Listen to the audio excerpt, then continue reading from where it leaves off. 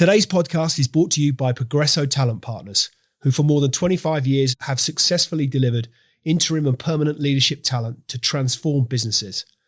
To hire the talent you need to enable your business to thrive, visit www.progressotalent.com today.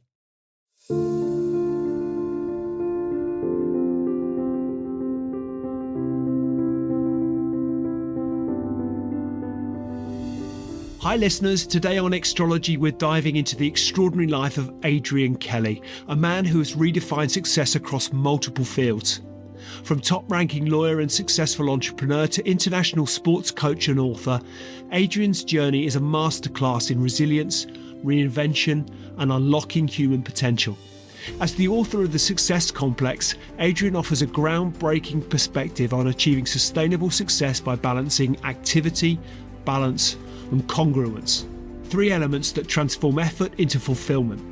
But behind his accolades lies a deeper mission to help people not just achieve, but thrive with purpose and clarity. In this episode, we'll uncover the pivotal moments that shaped Adrian's remarkable career, explore the lessons he's learned, and dive into his unique take on what it truly means to succeed in life. So what's the story behind the story? Without further ado, let's get into it.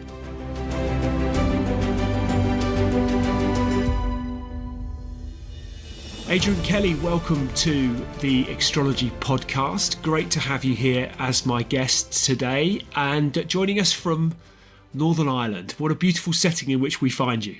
Thank you, Lee. Great to be here.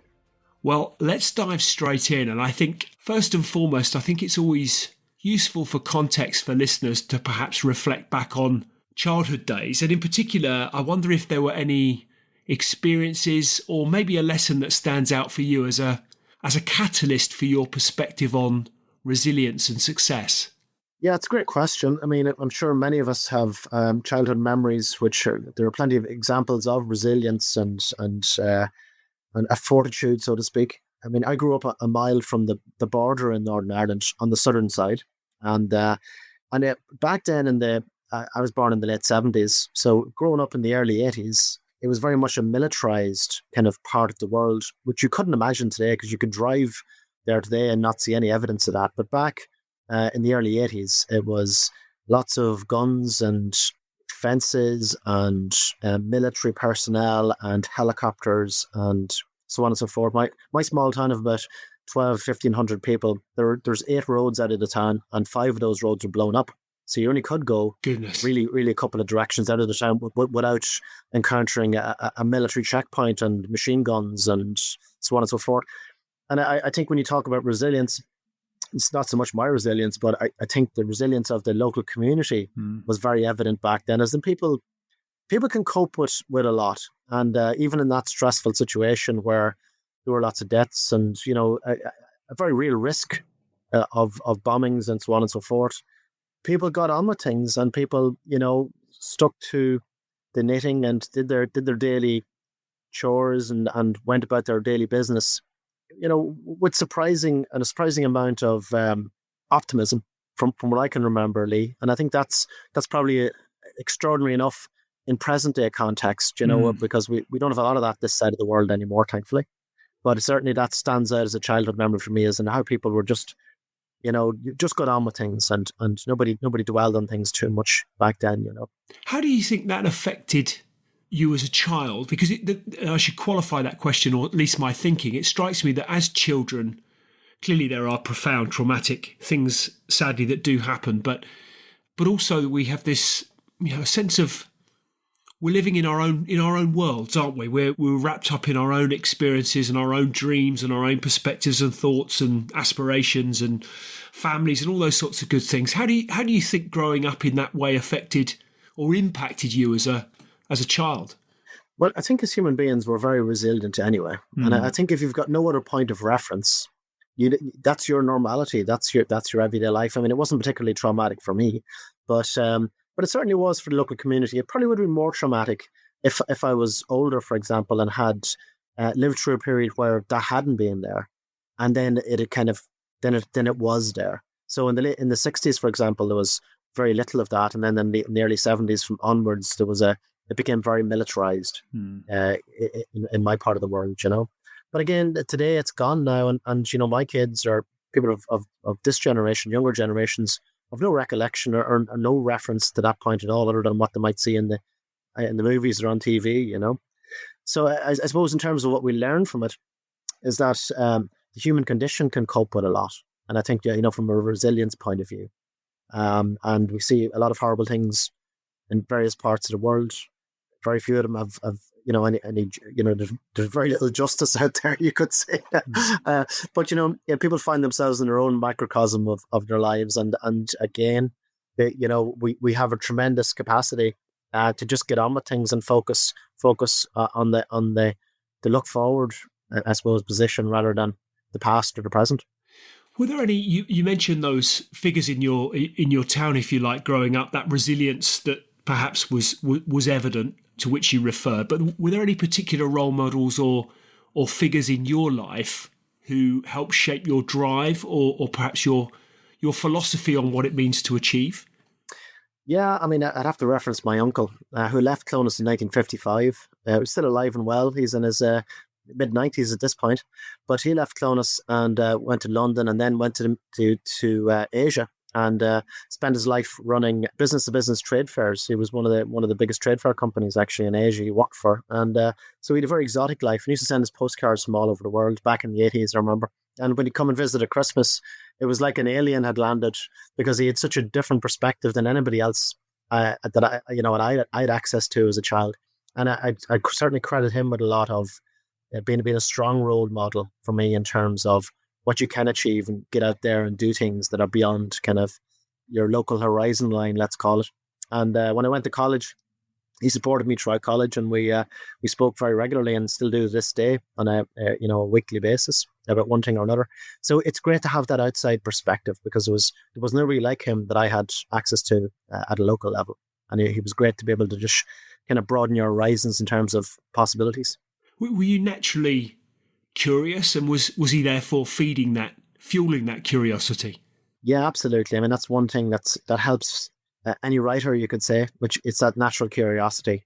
What drives the writing is the fact that you want the answers yourself, and that was part of the reason I wrote the book. Was I wanted to kind of ask really difficult questions and try and painstakingly wait out answers that I was somewhat satisfied with, because it's easy to deflect to easy answers, of course. So throughout many interviews, you sort of eke out explanations and join certain things together, certain threads, and try and find answers to really worthwhile questions. So I think that curiosity was there, and I think that's always attractive probably to somebody that's lived a lot of life, that they have somebody to talk to about that, somebody to guide, somebody to mentor. And I hope that I was kind of that for my uncle. That's what he got out of the transaction. And it's led to what has been a fascinating and incredibly diverse journey. I mean, the thing that struck me across law, business and writing, were there moments where perhaps you've had to take bold risks, or maybe redefine what success meant to you at different stages? Yeah, I mean, I'm not really here to talk about what a success I am, right, like that. The book is, I'm a student of success in the sense that I'm passionate about trying to figure out what drives success in others and what other people see as success. I think that's a fascinating question, because it's such a broad topic. In terms of my journey through various career paths, I mean, I started life out as a solicitor. I was a criminal solicitor for 6 years. Then after the crash in 2009, 2010, I moved into renewable energy, which was all the rage back then. And, we fundraised and set up a company and employed up to 30 people at one point. And that was a very interesting journey internationally. We sold a lot of product out of China into America. Not enough product. You can never sell enough product in business. But, it was a very interesting journey to be on over an 8, 9, 10-year period. And then I went into consultancy with Intertrade Ireland, essentially the government. Under the Good Friday Agreement, there was a body called Intertrade Ireland, which was set up to promote businesses, cross-border business, both north and south. So I spent 4 or 5 years working on contract with Intertrade Ireland, helping businesses navigate Brexit and other things due to my legal experience. But then it kind of, I became fascinated with behavioral psychology and what drives performance, because in every aspect of my career, it all boiled down to one thing in terms of how you can perform in court, how you set expectations, how you find the motivation to get work done and get it done well.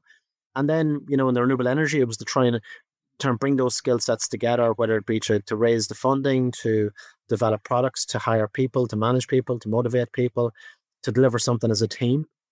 And then from the consultancy perspective, it was about trying to solve problems for businesses, or at least help them identify what the key issues were that held them back. And that's part of where the name of the book comes from, the success complex. Complex in the sense that what's your complex that holds you back from achieving your success? So like a complex in the sense of complex about heights or small spaces. What's your complex? And what's that invisible force that stops you getting what you want? And then in sports, I've had quite an interesting journey through various niche sports, including baseball in Ireland, which is a very micro sport, but I played in competitions in America and Canada. I coached internationally as well with the Irish International Under-18 team, which were a lot of Americans which had Irish passports, and we competed in 2 European championships. And then I played rounders, which is very similar to baseball, and won a few All-Irelands at that. And then I'm coaching currently with an elite women's senior Gaelic football team. Many of your listeners probably won't be familiar with Gaelic football, but it's a very big sport in Ireland. Like, you can get 80, 90,000 at an All-Ireland final. With women's, you get up to, I suppose, 10 or 15,000 at just some of the cup games, championship games as they call them here. So it's a high octane elite sport, and it's great to be involved with high performers and motivated people to try and help them get the best out of themselves.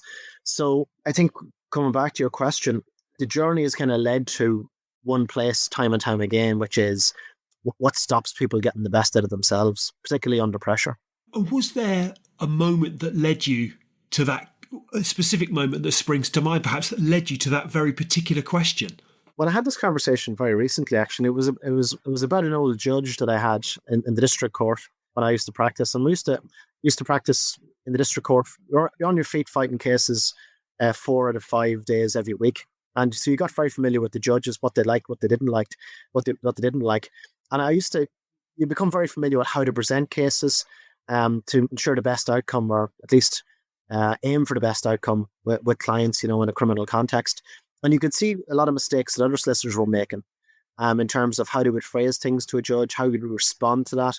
And one of the things that I found very effective was, if people were on public order charges, we'll say criminal charges, which are pretty minor, the judge always had the discretion to award money to the poor box charity instead of imposing a conviction or a fine as such.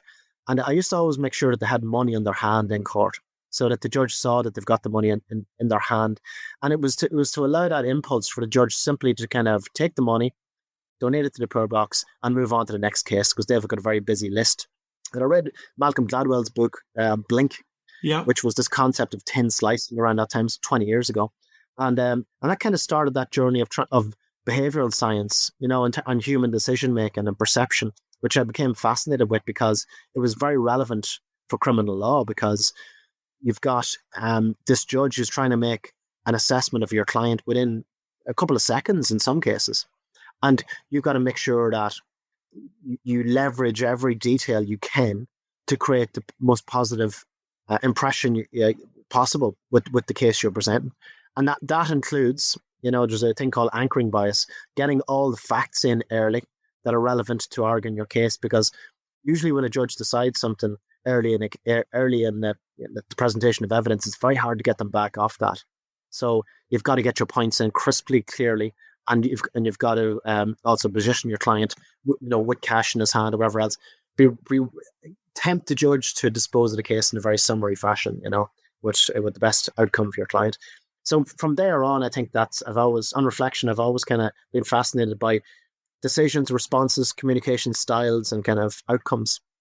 I'm not surprised. I imagine, and I can't give you, this is not based on any factual evidence. I've not experienced it, but I'd imagine a courtroom is a wonderful kind of microcosm of a fascinating array of aspects of human behaviour that it really enriches and informs, with that natural curiosity that you talked about right from the very outset of our conversation. It sort of naturally informs that curiosity in so many ways. Absolutely. And, I'm studying a master's degree in performance psychology just at the moment. And one of the modules we did recently was performance under pressure. Why people choke under pressure, crumble under pressure. And there's a couple of theories in terms of how anxiety affects our brains when we are under pressure. And you can't imagine any more stressful scenario than a criminal case where people are, potentially risking their liberty going to jail. And you've got a judge who's mostly stressed out because they can have, sometimes up to 200 cases to deal with that day. So cognitively, you're dealing with fatigue, you're dealing with the effects of anxiety, and you're dealing with information overload to a large extent, plus all this emotional charge of how the evidence is presented, comments that your client might say on the stand, contradictions of what the judge just heard earlier, all of that stuff. And there's a thing called loss of attentional control, it's called. And that so attentional control is our ability for our brains basically to function under high stress. And this is why people train, like in the military or on airplane staff, whatever else, because when we get under that cognitive load, that high stress condition, we have a prescribed response. That's our training. So our brains deflect usually to a prescribed response. When that's not there, our brain grapples to try and piece together what to do. And quite often you see that on reflection in the district court all those years ago. You see a lot of that where people just can't think straight anymore, particularly when they're on the stand giving evidence. So it's with what I've kind of discovered since, that'd probably be a lot more effective now in terms of trying to calm people down and trying to get the best out of them, because in a sports context, that's what it's all about. It's managing that level of anxiety. And the first step in managing that level of anxiety is understanding that how anxiety can affect our approach or our reaction to events, and having a prescribed response for that. And it can be just a key word, which grounds us or anchors us or resets, or allowing ourselves to breathe, take our time, and compose ourselves before we kind of try and decide what to do, how to respond, or deliver some action, like take a penalty in sports, whatever else. So that's very fascinating, I think, because we can all do with educating ourselves more on that, because we all encounter stress on a daily basis, and sometimes extremely stressful situations where if we know in advance that this is going to happen, we can sometimes train ourselves to have a prescribed response. I wrote an article recently on Mutiny on the Bounty about Captain Blight's response to the behaviour of his crew after they left Tahiti. And we'll all be familiar with the movies, with Marlon Brando and all those big stars, Mel Gibson, Anthony Hopkins, and how Bligh was portrayed as this monster, whipped all his men. But when you look into it, he actually was a very reasonable guy up to that point. He'd trained under Captain Cook, and he had a very progressive philosophy when it came to running the ship. So if people were injured or sick, he would give them his cabin. He allowed his crew more sleep than they would get on other ships. And he had a fiddle player, who would entertain the sailors. None of that's in the movie. So he was very progressive. But when they left Tahiti, none of them wanted to leave Tahiti. All had girlfriends. They'd been there 6 months. It was paradise. They were going back to London or wherever. Somewhere miserable back then in the 17th century. And he didn't have a prescribed response to deal with this misbehavior other than what he was trained for, which was to whip people for their insolence. It was like a one gear mechanism. He wasn't trained in communication skills, de-escalating conflict situations, or any of that. And we can tell a lot from that, because what happened next was it all blew up. There was a mutiny. He was put on a boat with 19 other men. Now he's in an incredibly difficult situation, and all he has is he's got a compass, he's got no map, he's got a watch, and he's got provisions which amounted to, I think it was 1.5 liters of water for each of his men, and some wine and rum and bread, and that was about it. And he navigated some 6,000, 7,000 kilometers to safety in open ocean, which was a feat that has never been achieved since, I don't think. Certainly wasn't up at that point. And how was he able to do that? Through training. He had a prescribed response to this, because this was navigation, something he was an expert on. And his training kicked in. And these men behaved themselves because, first of all, they were on his side to begin with. And then secondly, when they were in a boat cooped up together, they knew he was their only chance of being saved. So there's a valuable lesson in that, in terms of how we developed our prescribed response to stressful situations. In fact, the situation he was in with his men probably wasn't anywhere near as stressful as being in a boat, a tiny little boat in the middle of nowhere with no map. But his prescribed response, his training kicked in. And I think in life, the more we can try and look ahead and account for potential stressful situations, and and develop prescribed responses, at least as a broad outline, the better equipped we'll be to react to stress.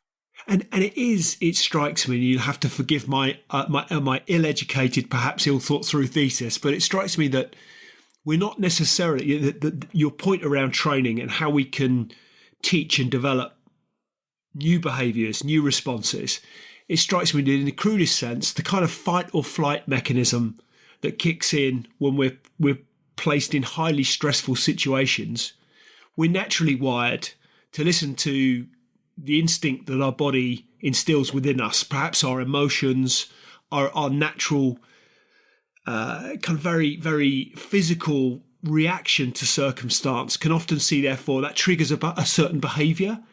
And to your point, to breathe and think and learn different.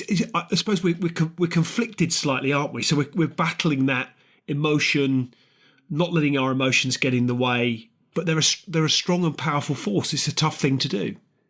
It certainly is. And, you've actually summed it up very well, because one of the theories is attentional control theory, which talks about two competing interests. One is your goal-driven system, which is what you're trying to do in the first place, in terms of navigate to safety or keep discipline on a boat. And then your stimulus-driven system, which is when anxiety increases, you start to deflect threats, things that are threatening you in that environment. And you tend to, have an outsized focus on those. And as that focus on threats increases, it feeds itself. It's cyclical, because those threats drive increased anxiety, and increased anxiety eats away at your available working memory, just like a computer system. You no longer have the processing space in your brain to take on new information or to shift between tasks effectively, or to act in a way that you would normally act. Just like Bly, he's in this stressful situation. He's no training for. He doesn't know how to deal with it. And it's a very, now, I'm not trying to defend his actions here, but it's it's a difficult situation to be in for any of us.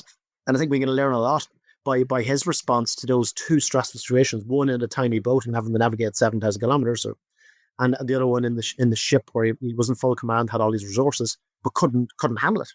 Now he has limited resources, much more limited resources, but he can handle it.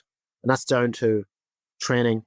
And again, if we can think about two things here. One is, if we're going into a new job, new role, new management role, whatever it might be in sports or in business, it's what are those challenges likely to be, and how can I pre-plan my prescribed response for it? And in the age of information and internet, we can train ourselves in almost anything these days: conflict resolution, de-escalation, communication skills.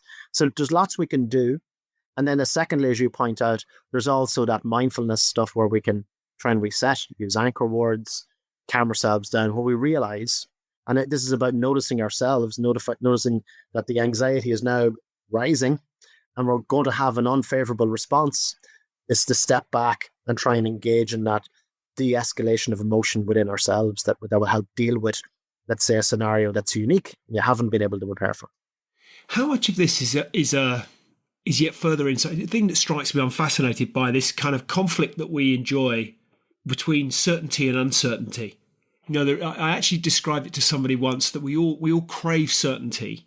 There was a challenge around that particular phrase. I'll come back to that, but my sense was we crave certainty, and yet so every morning we wake up and we believe that we have some degree of certainty wrapped into our day. So, whether that's our schedule, our diary, the appointments that we need to keep, the places we need to get to, wherever it might be, we believe when we wake in the morning that we've got certainty as to what is happening through our day. And yet, the truth is, we've absolute uncertainty at every turn. So there are 1,000,001 different things that could occur that will take our day on a different path that we might not have anticipated.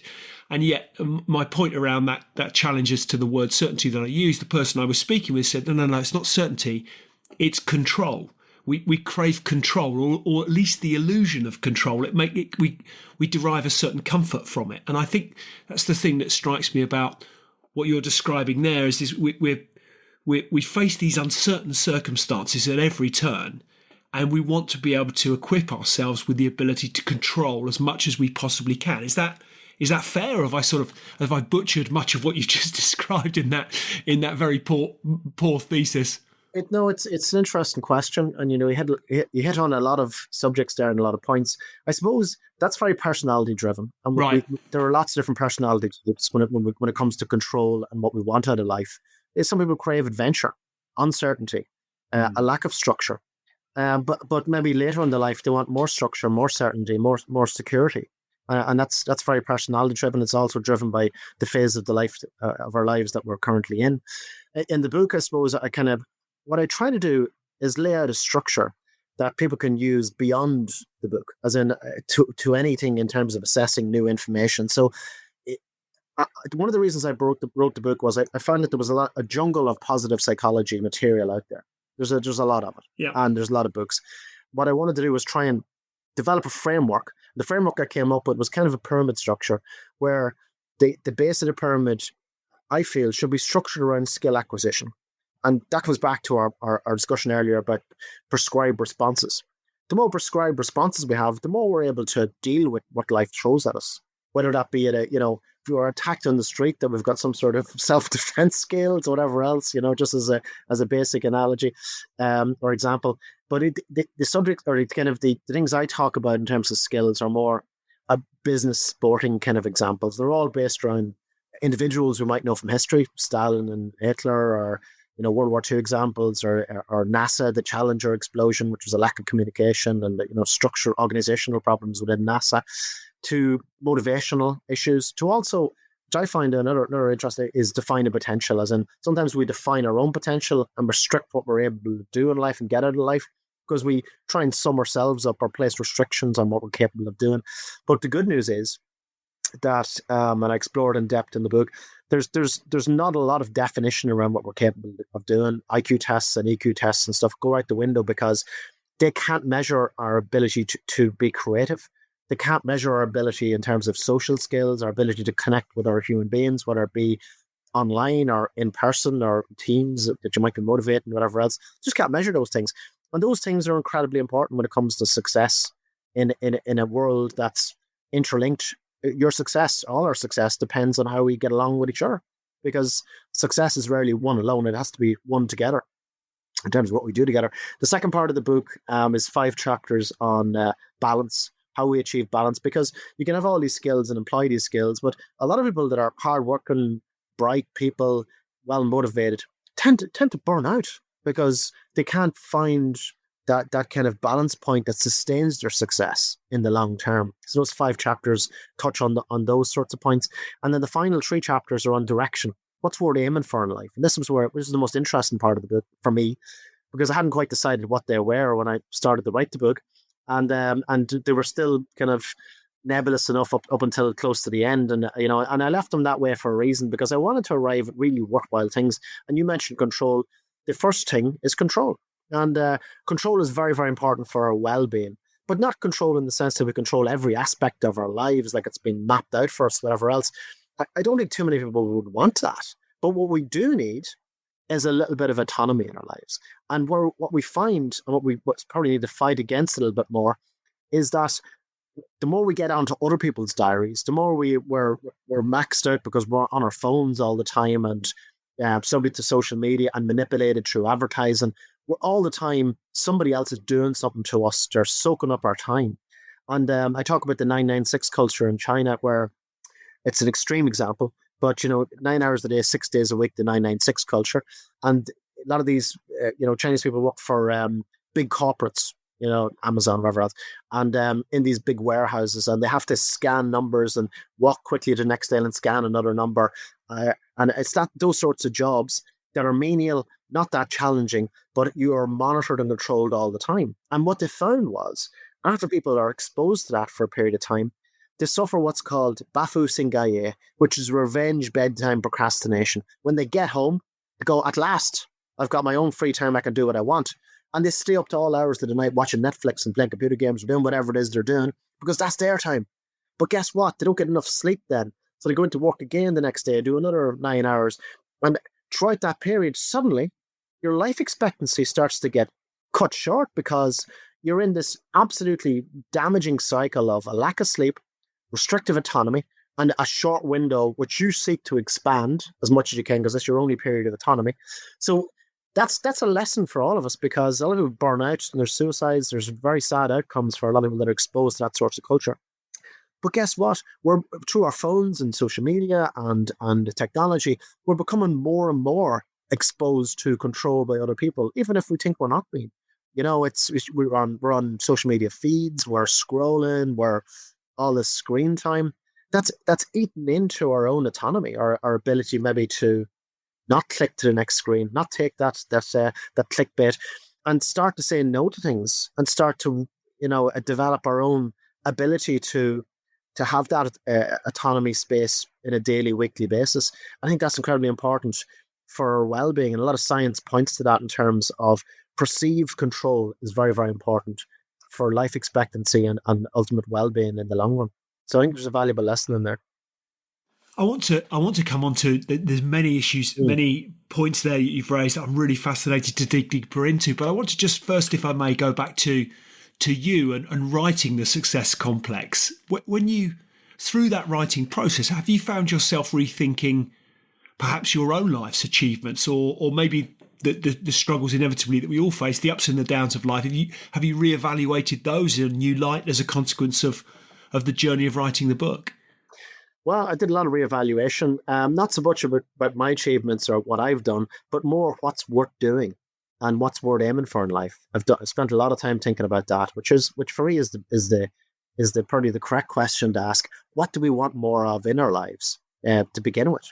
And quite often, as a child or whatever, or through pop culture, you would say, well, it's material things, it's notoriety, it's money, it's a new car, whatever it is, But of course, as we grow and develop and live a little bit of life, we come to realize that it's probably not those things.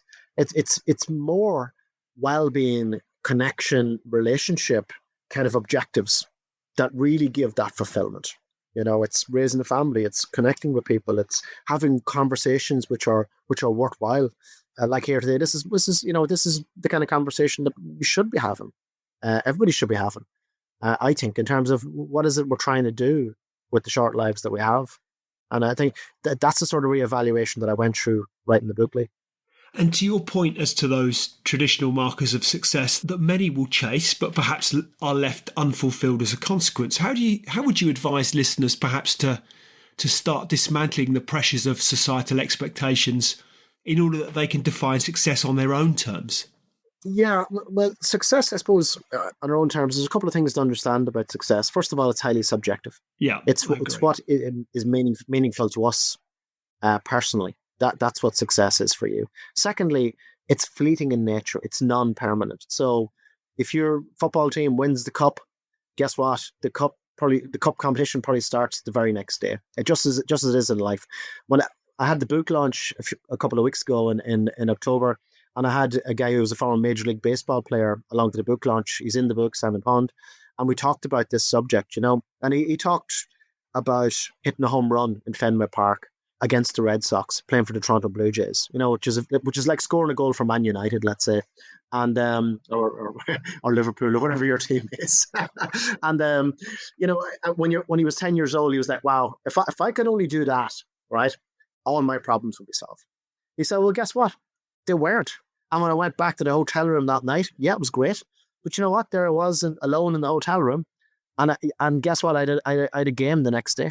So and that's life. So success is not permanent. I agree. I was fortunate enough recently to attend an evening with Geoff Hurst, or Sir Geoff Hurst, who of course is the only person to have scored a hat-trick as a winner in a World Cup final, and the only thing that, from a sporting perspective, nationally in footballing terms, we've got to be proud of in the UK, in England. But one of the things fascinating, he was asked the question as to what he did the day after the World Cup final.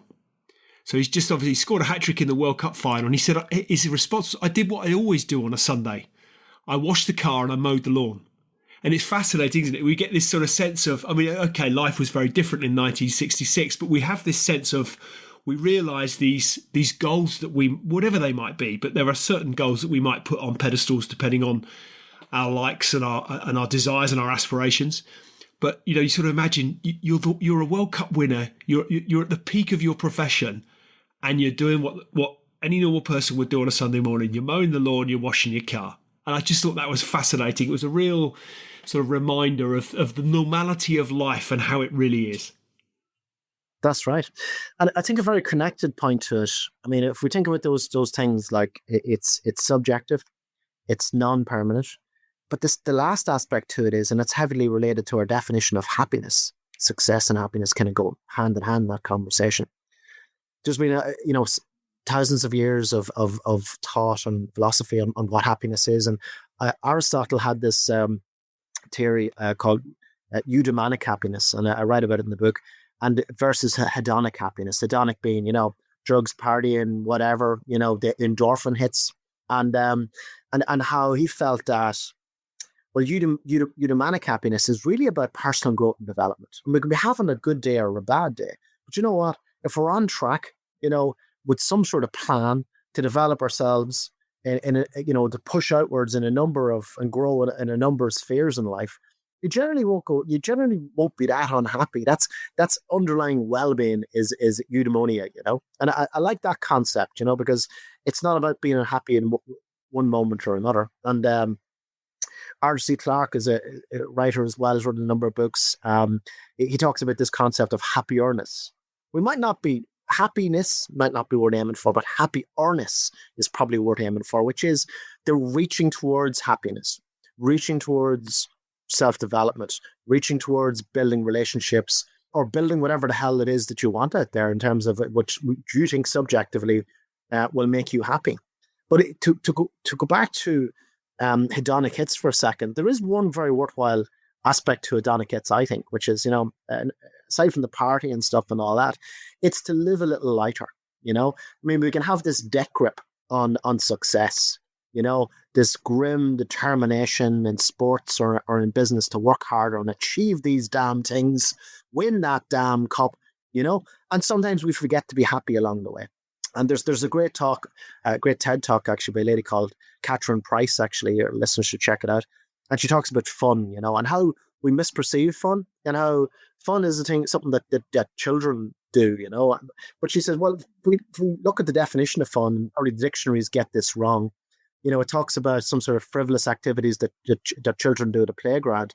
But really, why do we play sport? It's supposed to be enjoyable, Why are we in business? It's to do things together, to achieve things as teams for society, for some sort of worthwhile purpose. And as she breaks down fun into three aspects, which is number one, playfulness, as in, if we can be playful in the sense of being more lighthearted, not taking ourselves as seriously, finding novel, entertaining things in our daily lives, sharing fun experiences with others. And that's not like prescriptive fun experiences like go-karting or something. It can be simply spending time with each other, talking about things that are fun to talk about, or whatever the hell, again, subjectively, that playfulness, lighthearted aspect means to you. And the second part is connection, and I talk a lot about this in the book in terms of things to aim for. And purpose is heavily weighted towards connection. And transcendence is another thing I talk about in the book, not in a religious sense, but transcend in the sense of Maslow's theory. He felt towards the end of his life, Abraham Maslow is this pyramid. Anyway, that's study any business course will come across Abraham Maslow, the father of positive psychology.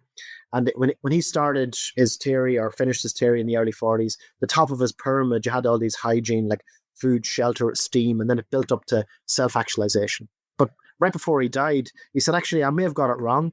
Self-actualization wasn't a thing that was worth aiming for most. It's actually self-transcendence. It's what we can do for others is usually the most fulfilling thing, because we only win together. And I thought that was very instructive. So connection with others, that second part of the Catherine Price argument, I think is very worthwhile. How we connect with others in a deep and meaningful way, I think is very important. So yeah, those are losing my train of thought here, Lee, a little bit. That's right. I was going to mention congruence, because you highlight congruence as the glue that ties activity and balance together. And I wonder if, therefore, for someone feeling stuck, what's the first step towards realigning these areas in their lives? Well, that's a great question. In the book, I have this kind of geometry in the front. There's kind of a pyramid ABC, and I have activity, balance, and congruence. And activity for me being the skills you might acquire to overcome challenge, whether that's trust upon you or sought out.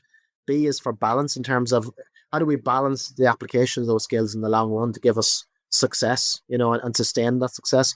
And congruence is what's worth aiming for. Where do those points meet in the middle? If any of you have done, geometry, technical drawing, it like that, the bisecting of a line, we take 2 points, we bisect the middle, and we project it forward to find a third point of congruence. Where do those activities and balance come together?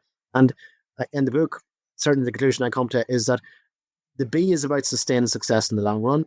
C is about finding something that not only sustains that success, but it's success that sustains you, as in gives you something back as something to aim for, So that's kind of the geometry in terms of finding that third point, and it's different for all of us. So I toy around with the metaphor in the book a little bit about the construction of the pyramids and the golden ratio, about 1.618. And that's found in nature. And books like the Da Vinci Code talk a lot about the golden ratio and the Mona Lisa and, our appreciation of beauty, et cetera, and that formula. Well, I think I argue that we all have our own golden ratio. We all have our own ratio of where that point of congruence is for each of us. And it's about developing the skills, finding the balance and trusting our own kind of projection line forward to find our point of congruence for things that are worth aiming for in life.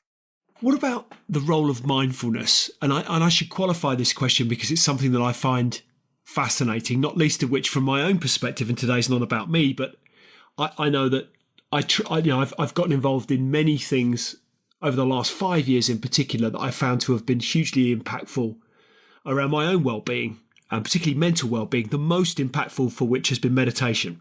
So I would have been undeniably someone who once upon a time would have considered, A, it was all woo-woo, B, I couldn't do it because my mind was too noisy. There was too busy, too many things going on. I couldn't sit still for long enough, and actually would also have suffered from the sense that sitting still with my eyes closed was tantamount to doing nothing. And I grew up in a school, certainly from an employment perspective, whereby everything was about productivity and doing stuff. So activity was, would elicit reward. And therefore, I had this sort of mindset where, take this back a stage. It struck me that for years, we would take the thinker as a statue. Once upon a time, if you were deep in thought, meditative, contemplative, thoughtful, and you elicited responses or educated people as a consequence of those thought, wrote books, whatever it might be, we create statues of you. And then we went through this, I think probably post-industrial revolution view of the world where it's all about activity. What is it that you're doing? Are you doing something? And that was where the reward was derived. And so I had this sort of aversion to perceived, any form of mindfulness as I say, not only woo-woo, but definitely not doing very much. So there's this sort of sense of mindfulness as passive or counterproductive. It's a misconception. It's a nonsense. The singularly most impactful thing for me personally over the last 5 years has been meditation. I don't miss. I use a guided meditation app, so I have to reward myself with the knowledge that this morning they told me I was on a 43-day streak of turning up every day to meditate. That sounds like a humble brag now, but nonetheless, I think, how do you approach that misconception, if you like, that mindfulness is passive or counterproductive, and what therefore might you suggest is the first step for integrating mindfulness into a high performance mindset? So, well, I think high performers think mindfulness is a tool. It's one tool of many which helps us recover and replenish. And I think that's really the key here, as in people who burn out don't know how to switch off typically. There are people, as you say, you talked about your school there being very much a productivity oriented school, that maybe switching off or lying around or sleeping in was viewed very negatively, viewed as a lazy person or a lazy habit. Absolutely. Ultimately, people who are serious about success need to be equally serious about recovery, rest and recovery, particularly athletes and business people, because when we strain our bodies and push ourselves, we can't grow as people without allowing ourselves to recharge. So I think a smartphone is probably a very good analogy here. we care more about the charge levels of our smartphones than we do sometimes about the charge levels of our own ability to recover from whatever stress we're putting ourselves through. That's so And true. I read a lot about in the book about the science of heart rate variability. So heart rate variability is essentially a study of how we rest and recover. And serious athletes like Olympians take heart rate variability very, very seriously. And I interviewed a professor in Harvard about this and how heart rate variability has been used in other fields such as addiction recovery, etc. Now it's developing its whole area by itself. And what heart rate variability is when you're the distance between your heartbeats. So if your heart is beating and you're very relaxed, it's usually beating in an inconsistent manner. It might beat, and there's a beat, then it might be a quick beat or a slow beat, very subtle. If our heartbeat is beating steadily, it means we're under pressure. Our system is under stress. Okay. And there's lots of technology out there, peripheral technology, which is the whoop you might wear on your wrist, but there's also a first beat, which is what I've used in the past. We actually wear a monitor on your heart, and it gives you really sensitive data over a 24-hour period as to how good your sleep patterns have been, what sort of stress you've been under. It gives you like red for high stress, blue for exercise, green for recovery. And straight away, you can start to train yourself as to when you're recovering, what's good recovery activities for you. And here's the mind-blowing aspect for me. We talk about mindfulness. It's absolutely very worthwhile, a great tool to have. But there are also active recovery things we can engage in as well. And that's very individual to each of us. So, for example, I found when I was wearing the monitor that when I was doing PowerPoints and writing, for example, I was in pure recovery. It was green. I couldn't believe it. I was getting as much rest and recovery from those activities as it was when I was asleep, like in the middle of the night. The data showed that. So it's to and athletes, if you'll see like the Kenyan runners and stuff, they're out after a hard day's training. They're not sitting at home. What they're doing is they're out running at walking pace. Why? Because that is good solid recovery for them. So people make the mistake that they think rest and recovery is doing nothing. No, we can actually, if we start to understand our bodies, and everybody's different, we can start to identify active recovery exercises which contribute to an end goal, such as, be it running or doing PowerPoints or writing or whatever else, that replenish us. And that's a very, very individual thing. But I think it's one of the most important things I learned when I was researching the book. And here's the second thing I learned. You can build your battery, unlike mobile phones where the battery level depletes over time. Our battery level as human beings, you can actually build its capacity by stressing ourselves and then allowing that adequate recovery, stressing ourselves, allowing more recovery. And ultimately, we get faster, stronger, healthier once we structure what we're pushing ourselves to do. It's called homeostasis physically. So you're telling your body you need more of these resources. I need more brain matter. I need more muscle, whatever it might be. And you can only be given that if you allow yourself to plug into the wall and allow that time to replenish fully. And so it's one of the tools to establish if you as an individual, how best to do it, how to tailor that approach for you is probably to embark on that heart rate variability kind of research for yourself and identify active recovery, which will include mindfulness and other things, and develop a daily, weekly program which builds that recovery in. And if you have a particularly stressful week, well, then you're going to allow longer recovery periods.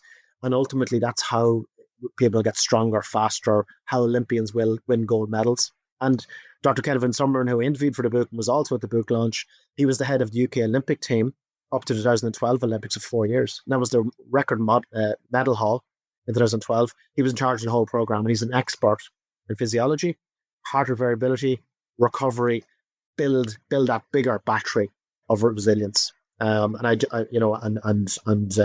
suppose energy, you could say, which I think is fascinating. In terms of challenging your own thinking, if you like, or what's inspired you, of all the stories that you've included in the Success Complex, is there one that challenged your thinking or perhaps has inspired you to adapt new habits?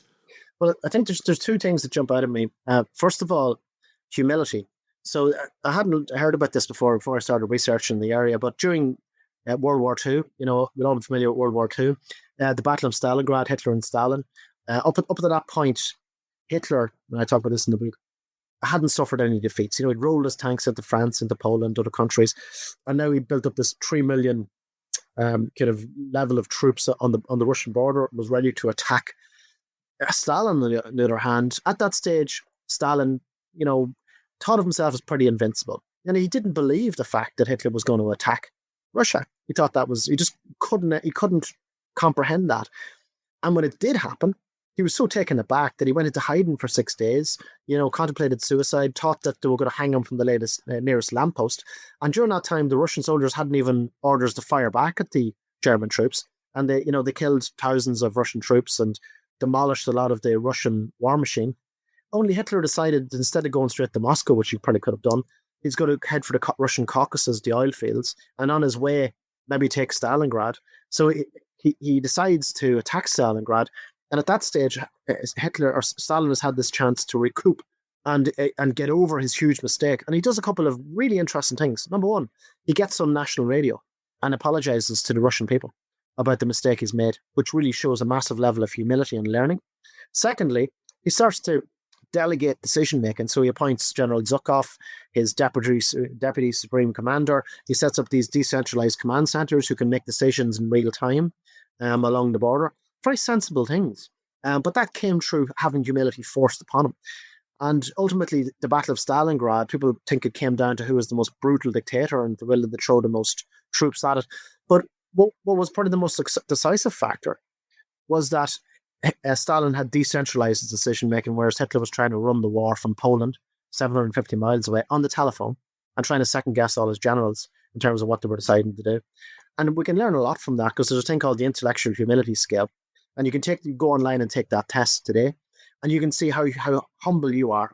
For example, how willing you are to take on other people's points of view. If you've arrived at a decision, how willing are you to second guess that decision, etc., etc. But you'll be given a score. And I think humility is probably one of the most important lessons, certainly I learned from the book, because a lack of humility leads to such dire consequences. And similarly with the NASA example, I talk about the Challenger spacecraft, not allowing space for adequate discussion and decision making, browbeating people into kind of doing things and et cetera, rather than allowing the space to be wrong, and the Challenger decisions. And, by extension, on the same point, when we make a really tough decision, it's I think a really useful tool is to pre-agree when you're going to reevaluate that decision. So name 3 things that might happen that will result in a reevaluation of that decision. Because very often decisions get made, get forgotten about. It sets you on a course in life. Could be the wrong course, but it's our ability to ruthlessly reevaluate those decisions, which is a very, very important tool. And I also talk in the book about a special forces guy called he was a commandant Richie Barber, and we had a sports team up there training at the army camp. And at one stage, they're carrying all these sandbags and equipment over these dunes. And he says, "Everybody stop. Does anybody want to put the sandbags down?" And they all think it's a trick to go, "No, we'll keep carrying them." He said, "Okay, on you go." So I went over to him after. I says, "Well, would you have let them put the sandbags down?" He said, "Depends on the answer. Now, if they said they're tired, absolutely not.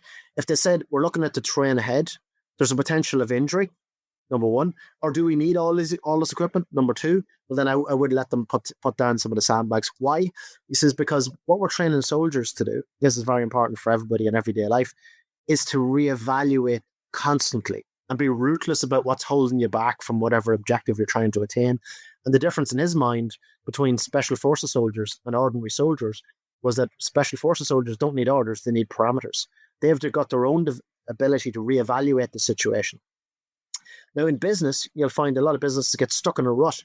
They like the accounts person, they like this person, they like that person, but emotion takes over, and they don't always ruthlessly reevaluate whether all these resources are actually getting them where they need to be as a business. And that's where tough decisions come. But that's what military training and that sort of reevaluation is essential if we want to be efficient about what we want to achieve in life, our success. And sometimes people work for us, in our businesses, and it might not be the right thing for them. Maybe they're much happier doing something else. So we don't always need to cling on to people and the hope that this is the only thing that's in life that's going to make them happy. It's about ultimately reevaluating what the objective is and making sure that we're still fit for purpose from our own skill set and from the resources we have around us. And the second point in the book was the difference between purpose and meaning.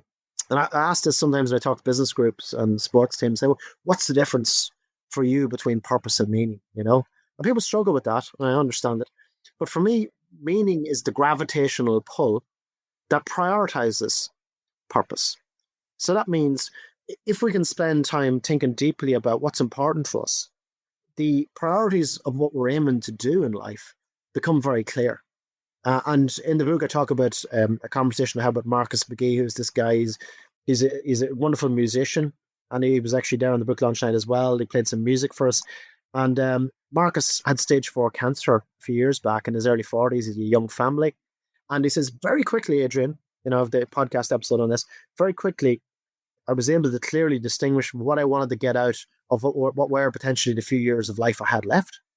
And we shouldn't all need a very serious illness to develop that prioritization, It's really a matter of carving out time. You talk about mindfulness, carving out time in our lives to reflect on what's really important to us. And once you do that tally, then it's trying to get past the fear of acting on that. And of course, if you're faced with a serious illness like cancer, fear is gone because you've got this huge thing that's coming at you over here. So the ability to act on priorities in life and hit a couple of goals. One was to write an album and launch it, which he did, which he feels he never would have done otherwise. Marcus McGee and the Hollow Man, and it's a great album. Check it out, Rising from the Hollow. It's on Spotify. And the world would never have that. Only he was able to to have that catalyst to force him to prioritize. And when we talk about business, sports, any sort of achievement, we have to prioritize. You can't do everything. We've got to spend time deciding what's the most meaningful thing to do in what order. What have you discovered about yourself as a consequence of writing the book, and how perhaps has it influenced your own definition of success? Well, I think when it comes to challenges in life, we go back to behavioral science here. There's a thing called threat and challenge behavioral theory. So this is where we can either perceive things that are ahead of us in life as a challenge or a threat. And the difference is whether we've got resources to match them or not. So if you've got a challenge outlook, well, then you'll see things that are ahead of you, which look maybe difficult to do, as challenging, but suddenly we're motivated to do them, and we get stuck in and do it. If we have a threat appraisal, well, then we tend to try and avoid it, pretend it's not happening, or stumble through it in some way. But the thing that I've learned most, I suppose, from writing the book is that if we give ourselves enough time, certainly from a personal perspective here, I know that I've got the ability to be diligent and work at things. So it's all I need to do typically for challenges that are out there, whatever they might be, certainly career challenges, is to allow enough space for me to work on them. So it's that growth mindset, we hear a lot about, which is, okay, I'm not good enough now, but I know if I can allow the space between now and the time I need to do this, I can be good enough because I just need to work at it. And writing the book, it's 53,000 word book, but my goal was to write 400 words that day. And that was all I needed to do. And I was happy with it, So in any challenge in life, it's about breaking it down to manageable chunks, chunk it down and write that 400 words. But having the book sitting on my desk, when you're studying a master's, with a lot of material thrown at you and extra reading, etc., I've got the book sitting here, so I know I'm capable of doing that. And that's, life is like that. We've got to develop small wins for ourselves in order to keep momentum going, to build motivation. And that's the secret to motivation, in my opinion, which is to get those manageable bite-sized wins, get enough of those and build bigger wins, and create that momentum and build on it and build on our skill sets along the way, If you could hand the book to one specific audience, whether that's individuals, businesses, or perhaps society as a whole, who do you feel could benefit most and why? Well, I think people that have lived a little life would probably benefit most. I don't know if it would necessarily ring as true for somebody that's 15, 16, 17-year-old that are coming out of school. Or I think it's more for somebody that's 30 plus, that's had relationships, had jobs, have started their career or finished a career, that have made mistakes and maybe are ready to take on new information, or perhaps they're at a crossroads in life in terms of decision making, in terms of where to go next. I think that's an audience I think would get a lot out of the book. And what about with respect, the thing that strikes me, I've talked about this subject on the podcast before, this idea of the the era that we find ourselves, the great repurposing, where people are really, I think in many ways, rethinking priorities. How do you see your principles helping them navigate the complexities of today's world? Great question. So I hope anyway that the framework that I've kind of provided in the book, which is that ABC structure, activity, balance, and congruence, can be applied to new information, because we go out and read another book, positive psychology or whatever it might be, to help skill ourselves up. You can suddenly then you've got three baskets. Where does this fit for me? Is this a skill? Is it information on mindfulness or something that will help me, or hardware variability, or value system that can help me sustain my success? Or is it information on what I can aim for in life, in that third basket, that congruence basket, something that I can put in there that not only will allow me to sustain success, but something that's nourishing and replenishing to me, that if I engage in that sort of activity or have more of it in my life, it will sustain me, on the journey. I think that's very important. And if I might round back earlier on the Catherine Price discussion, the TED Talk, I was trying to remember the third thing she said. She said, have fun, which is that playfulness, which I think is very, live a little lighter, take yourself less seriously. Second was that connection with other people, which I talk a lot about in the book. The third is flow, as in, why do we get into running, or activities that are require a lot of our focus, because it brings us into the moment, and there's a term called hypo-prefrontality, where we do a lot of good thinking when we're out running, in that kind of exhaustive kind of, we're in that zone 2, zone 3 kind of cardio. I'm sure you know what I'm talking about, where sometimes you get a clarity of thought in terms of coming up with an idea. I was actually out running at the time I came up with that triangular ABC: congruence, balance, activity, structure. So it's very, very useful. Again, that kind of allowing that space each week to rest and recover. Exercise is such an important aspect to that. You've got mindfulness, you've got exercise, and you've got whatever the hell it is for you, that allows you to kind of replenish and kind of and recuperate and grow as a person. You emphasize aligning actions with values, which I think is the huge amount there. For someone perhaps who's just beginning this journey of self-discovery, what's a practical exercise they can start with today? Well, back to that Captain Bligh story, a prescribed response. I think it's very important to maybe role play with yourself. What are my red lines? I talk in the book. I've got two chapters on the balance section of the book. One's on collective fraud and corruption. How groups of people can get corrupted and make bad decisions, and then a chapter also on individuals which make bad decisions in life, and they go off their path of virtue, so to speak. And that's a lot about having pre-agreed what are your red lines, And quite often, whistleblowers in organizations like Enron, which I talk about, there was a whistleblower there. It came down to her red line. What was the point that made her absent herself from that organization? And the point for her was essentially around how Enron was accounting for its losses. They weren't putting them all into the current accounts, and she was getting some nebulous explanation about, well, you wouldn't understand it anyway, it's complicated, but we put those losses back in the future. And it just didn't sound right to her. And she couldn't square it with herself. Whereas other people were like, okay, it kind of makes sense. I'm getting paid lots of money. Let's just move on. And she instead left the organization, became a whistleblower.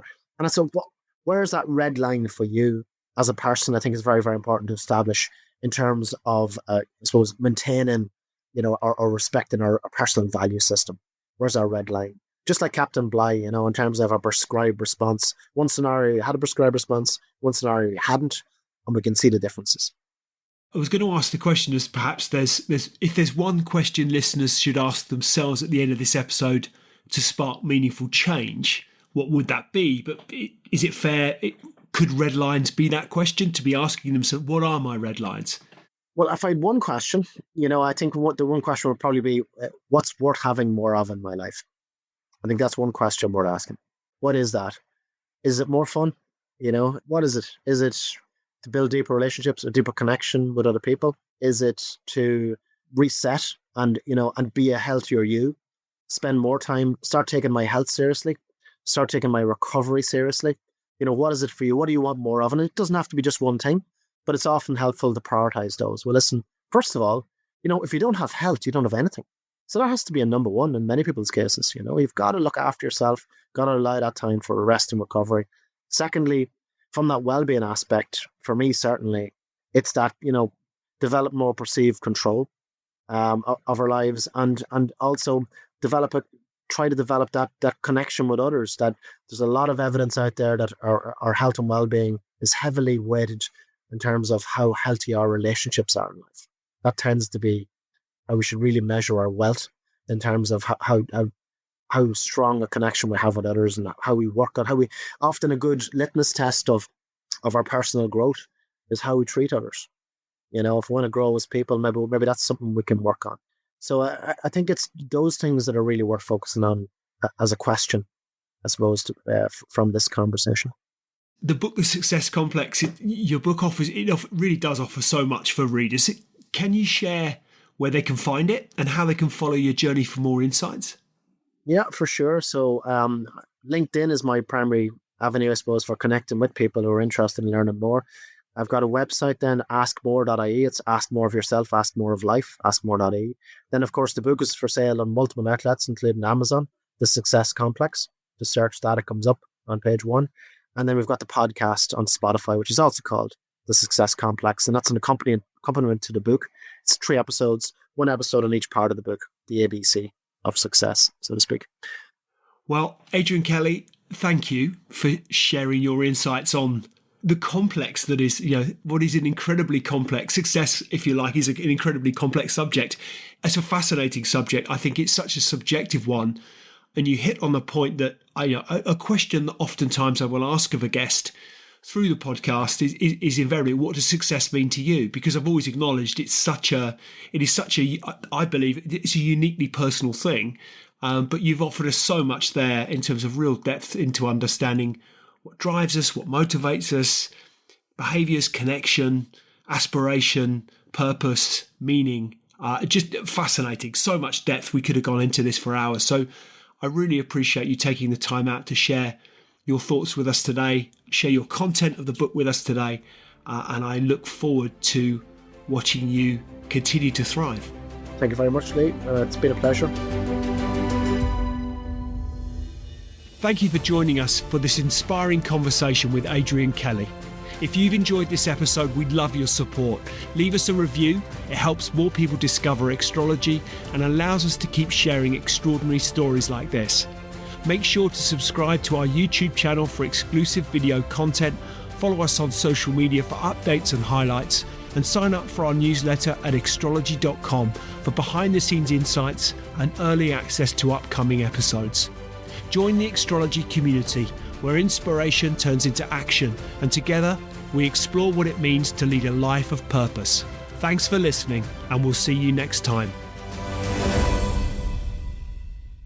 Just a reminder, today's podcast is brought to you by Progresso Talent Partners. Visit www.progressotalent.com today for more information.